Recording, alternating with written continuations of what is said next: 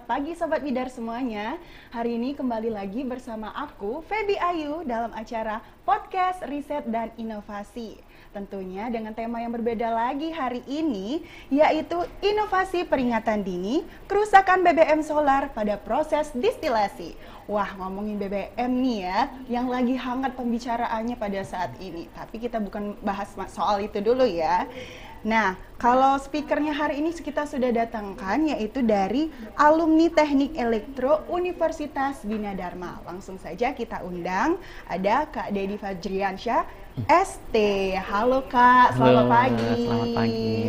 Ya, nah jadi Sobat Bidar, Kak Dedi ini merupakan founder sistem peringatan dini kerusakan BBM solar berbasis IoT ya Kak. Nah, jadi kita balik lagi nih Kak ke tema podcast hari ini.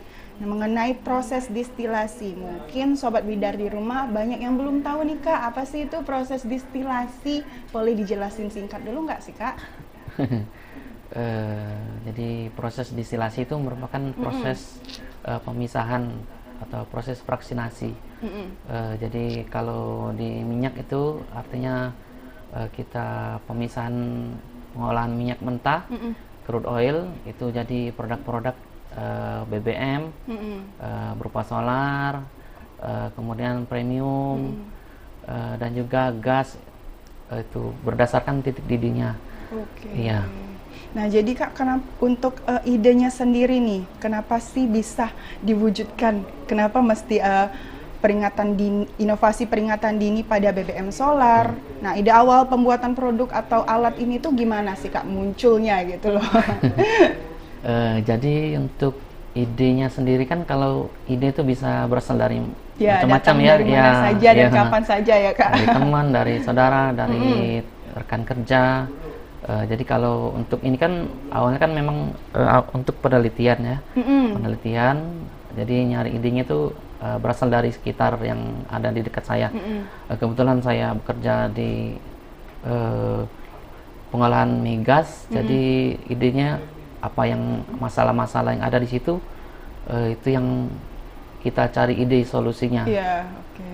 Jadi memang awalnya tuh dari penelitian skripsi ya. Iya, Berarti dari penelitian skripsi itu dikembangkan menjadi bentuk implementasi praktek ya Kak untuk pembuatan alat atau produk ini ya Kak. Oh, berarti dari skripsi dulu nih pastinya sudah diteliti. Itu berapa lama nih Kak penelitiannya itu? Untuk penelitiannya sendiri itu hampir 1 tahun ya. Wow. Kalau ide awalnya. Ide awalnya. Ya, tapi kalau untuk pembuatan alatnya kita yang kesulitannya kan di mencari spare part atau mencari masukan-masukan dari dosen-dosen itu. Iya. Terus ini Kak, kalau untuk pembimbingnya ada dari mana saja nih? Dari dosen Kak atau dari sebelumnya kan dari tempat kerja dulu kah? Gimana Kak gitu? Ya. Kalau pembimbingnya sendiri, pembimbing penelitian saya sendiri Ibu Susi Oktavia Kunang, kemudian ada juga Kaprodi Teknik Elektro Ibu Nina Paramita. Iya. Dan dibantu sama dosen-dosen lain. Iya. Tadi juga sempat cerita nih Kak, kalau sebelumnya judul penelitian ini kan sempat agak dipermasalahkan sedikit karena terlalu tinggi nih katanya untuk mahasiswa S1 ya Kak. Nah, itu bagaimana Kakak cara break a leg untuk judul itu sendiri? Sehingga Kakak mampu untuk melakukan penelitian skripsi itu sehingga menjadi sebuah inovasi untuk sistem ini sendiri Kak. Iya, kalau dari prosesnya sendiri kan itu memang perlu banyak sumber daya, mulai dari ilmu-ilmu dari ya akhirnya nyari-nyari searching gitu kan. Tetapi setelah diyakinkan itu kelihatannya bisa. Kita kan harus mencoba dulu. Tapi mencoba itu kan harus punya pegangan atau punya dasar. Biar yang kedepannya nanti lebih mudah. Jadi perlu referensi dari banyak-banyak penelitian sebelumnya pastinya Kak ya, untuk bisa melakukan penelitian ini sendiri. Dan pastinya untuk produknya sendiri ini apa sih Kak untuk pemanfaatannya itu gimana gitu loh, pemanfaatan produk dari ini proses distilasi ini? Alat ini terutamanya diperuntukkan untuk industri pengolahan migas, terutama kalau saat ini masih di produk solar. Jadi produk solar itu kan pada saat pemrosesan itu ada standar-standar yang harus dipenuhi. Salah satunya yaitu ASTM D1500. Itu mengenai warna. Jadi warna produk itu kan ditentukan oleh SK Dirjen Migas. Jadi produk-produk yang minyak yang beredar di pasaran itu kan ada yang mengendalikannya. Berdasarkan ketentuan-ketentuan itu, jadi kita pada saat pengolahan itu harus mengikuti batasan itu sehingga yang bisa diterima di pasaran. Jadi memang pemanfaatan produk ini khusus ya Kak untuk ke arah migas gitu ya Kak, untuk proses distilasi yang sudah kita jelaskan tadi. Nah, untuk cara kerja produknya bisa dijelasin nggak Kak? Soalnya kan tadi udah kita lihat tuh videonya tentang cara kerja produk. Mungkin bisa didetailkan lagi untuk cara kerja produk itu sendiri Kak, alatnya. Untuk alatnya sendiri itu ada 2 bagian. Yang pertama bagian simulator.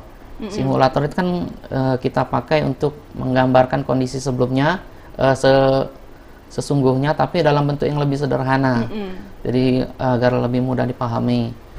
Kemudian ada alatnya sendiri. Alatnya sendiri kan ada bagian sensor-sensor untuk temperatur kan ada, kita pakai termokapel. Kemudian ada sensor warna.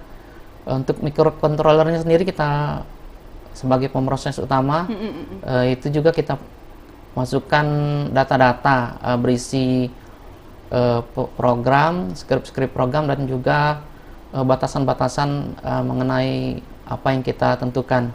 Misalnya warna dia tidak melebihi dari 2,5. Itu biasanya di industri misalnya kita pada saat melakukan pekerjaan terjadi kebocoran, itu biasanya kalau itu sering terdeteksinya lama karena manual kan.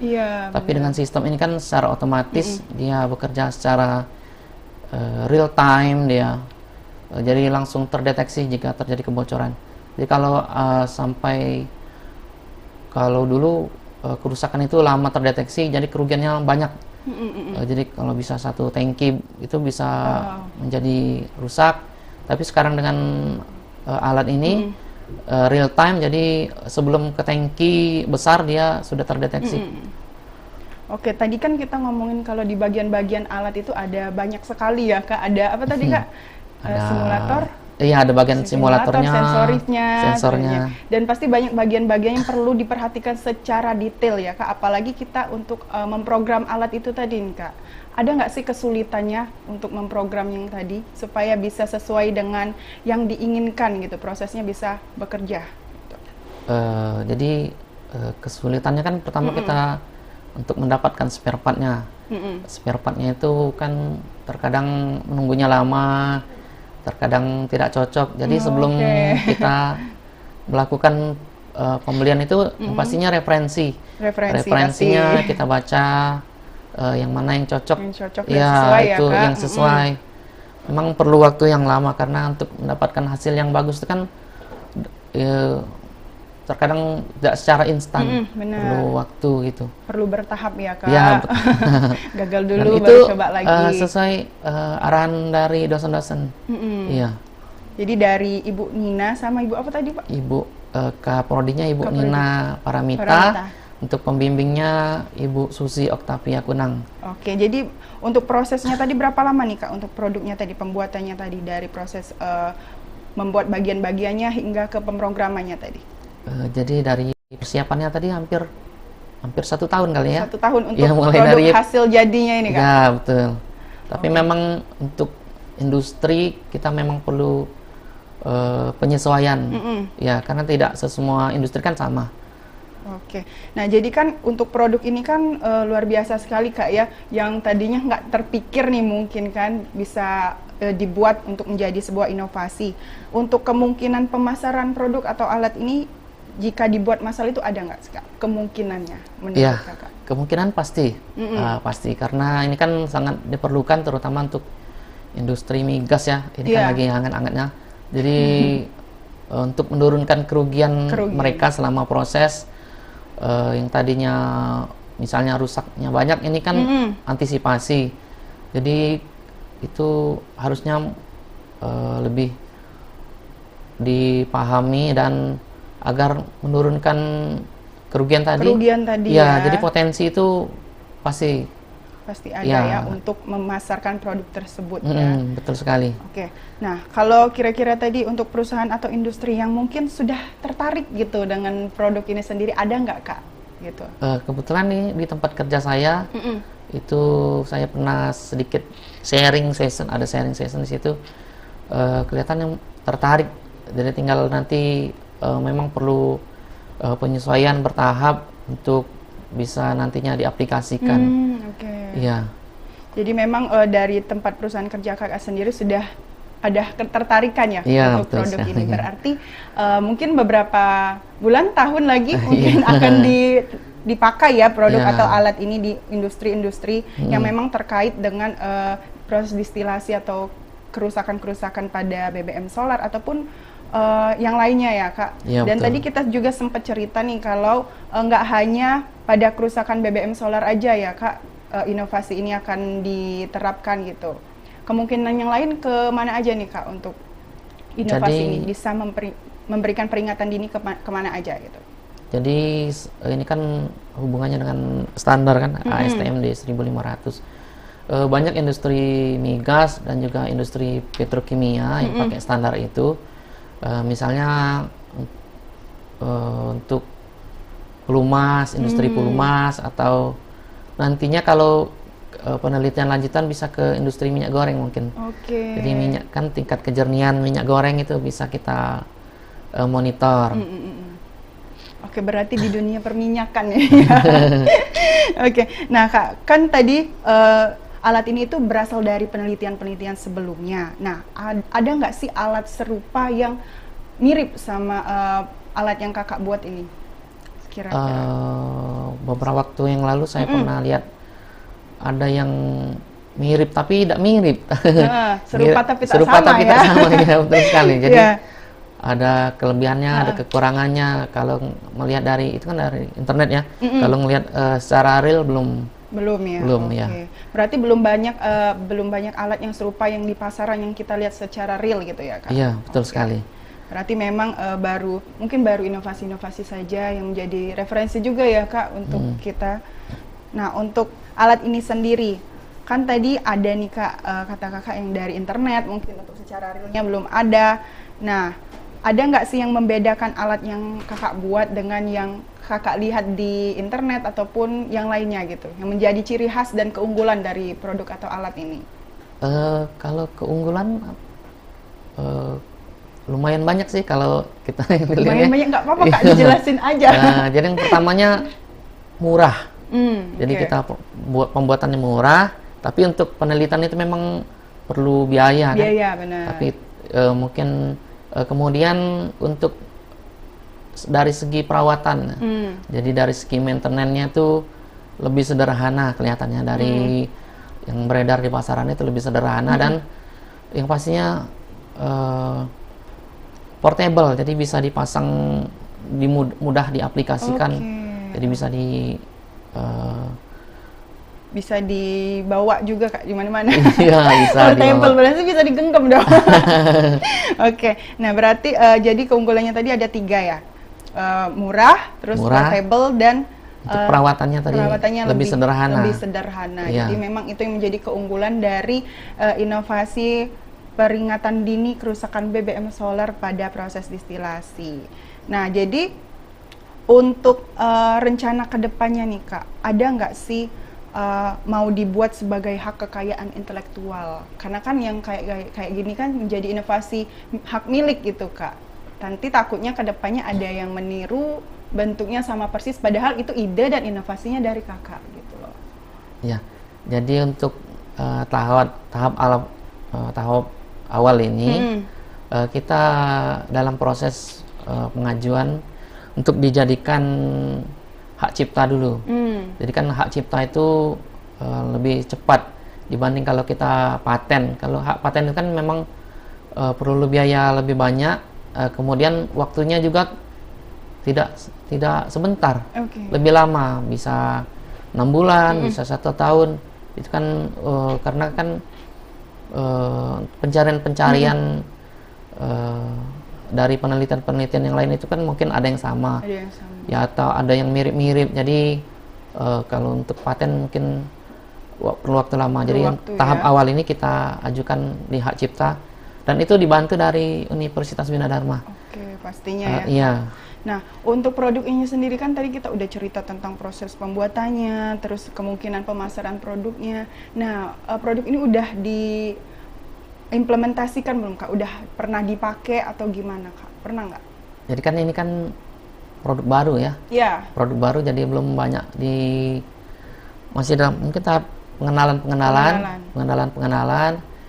melalui Pak Rahmat juga, Pak Rahmat Nopianda itu Universitas Bina Dharma itu kita sudah pernah kirim ke media chat, medsos internet ya, yang dari ada di berita pagi atau ada Sumex. Jadi secara online terlebih dahulu biar kita publikasikan terlebih dahulu, biar masyarakat itu mengenal.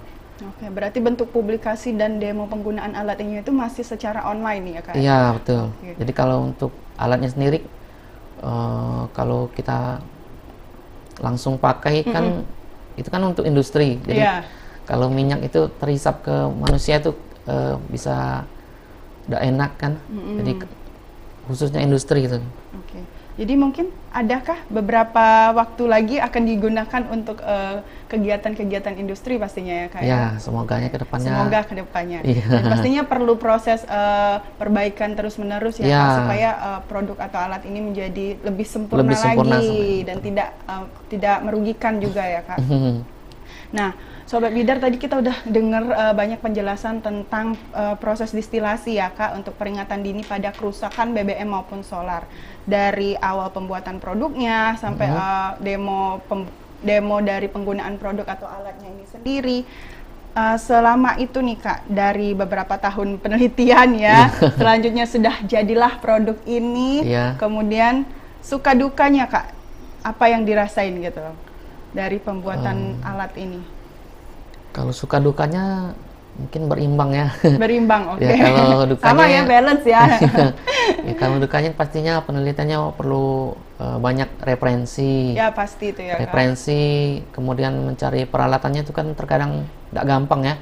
Kenapa Kak nggak gampang? Iya, nggak ada di pasaran. Jadi kita sebagian kita buat sendiri. Buat sendiri. Jadi kita memang dari hasil kita. Kemudian pastinya perlu waktu lama, perlu penyesuaian, beberapa kali percobaan, kemudian terus dilakukan pengembangan untuk penyempurnaan. Kalau untuk sukanya, alhamdulillah dari keluarga, dari dosen-dosen itu support, jadi untuk penelitiannya lebih mudah. Jadi memang perlu waktu lama karena support itu, jadi kan kita jadi lebih semangat. Iya benar. Oke, jadi memang suka dukanya itu berimbang, balance ya Kak. Jadi memang untuk pembuatan ini memang nggak segampang yang dipikirin gitu Kak ya. Iya, betul apalagi sekali. Yang kata Kakak bilang tadi bahwa alat-alatnya itu dibuat sendiri, berarti memang ngulangnya dari nol lagi gitu, dibuat dari nol, finish dari start banget gitu ya, sehingga jadi finish seperti produk atau alat yang sudah kita tayangkan di video awal ya. Nah mungkin untuk harapan kedepannya Kak untuk alat Kakak ini sendiri maunya bagaimana gitu loh, keinginan kedepannya gitu. Harapannya pasti dipakai ya, dipakai secepat dan mungkin terus ya, dikembangkan agar lebih sempurna. Untuk teman-teman juga, teman-teman mahasiswa itu bisa jadi media pembelajaran untuk pengembangan kedepannya kan tidak ada sesuatu yang sempurna. Benar, jadi melalui masukan dari ilmu-ilmu dari yang lain itu kan biar suatu inovasi atau ciptaan itu bisa lebih sempurna. Seperti misalnya kan komputer kan sampai puluhan tahun baru bisa sampai sekarang industri lebih canggih-canggih lagi ya Kak. Oke, pastinya memang perlu pembaharuan terus-menerus ya Kak, supaya produk atau alat ini bisa lebih sempurna dan bisa digunakan di industri-industri besar dan bisa diproduksi secara massal ya Kak penggunaannya. Oke, mungkin sampai sini aja nih Kak obrolan kita tentang proses distilasi pada inovasi peringatan dini kerusakan BBM solar. Mungkin untuk lebih jelasnya lagi akan kita hadirkan podcast selanjutnya ya di puncak acaranya mungkin ya. Ditunggu. Nanti kita request narasumbernya Kakak aja deh untuk program untuk proses ini sendiri. Nah, mungkin untuk Sobat Bidar semuanya, jangan lupa untuk terus saksikan podcast Riset dan Inovasi dengan tema-tema berbeda setiap minggunya, tentunya bersama aku, Feby Ayu. Dan jangan lupa untuk follow Instagram kita di RieUBD, terus ada ubd_palembang dan @binadarma_tv. Dan jangan lupa untuk YouTube-nya di-subscribe dulu dan aktifkan notifikasi loncengnya supaya nggak ketinggalan tayangan-tayangan kita di YouTube. Jangan lupa like, comment, and share juga ya. Saya Feby Ayu Damayanti, pamit undur diri selaku host, dan speaker saya hari ini ada Kak Dedi Fajriansyah ST, pamit undur diri. Terima kasih yang sudah menyaksikan kita berdua di podcast pagi hari ini. Sampai jumpa. Bye.